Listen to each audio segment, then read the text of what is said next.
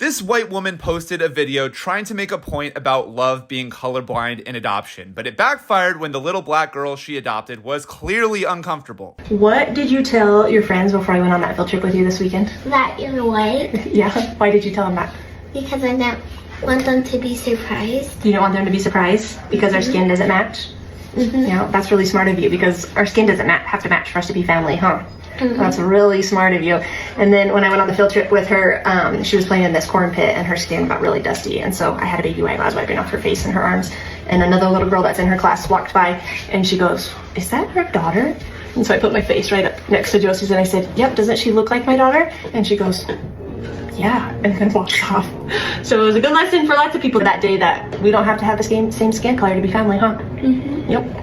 Smart one, Joe. And really, the issues of this video extend beyond the fact that this child is clearly uncomfortable being on camera, being grabbed and touched the way she's being grabbed and touched. Because while this video is intended to be a teaching moment, not just for the internet, but also for this little black adopted girl, it is a very clear-cut example of how adopted people are often completely spoken for by our adopters. I want you to listen back to the words this girl used. She says, "I told my friends that you're white because I didn't want them to be surprised." That is the extent of her statement. That you're white because I don't want them to be surprised. It's really not a complicated statement, and it's definitely not a political expression about family being colorblind or whatever this white woman is trying to convey to her followers. For all we know, this little girl doesn't even consider her adopters to be family because, hate to break it to some people, but not every adopted person considers their adopters to be family, especially when they're this young and especially when they're adopted from foster care. We know why this video was really posted, and it wasn't about the first half of the video. It was about the second half of the white adoptive mother leaning in and saying, "Don't we look alike?" and getting a response from probably an uncomfortable child of, "Yeah, I guess you look alike."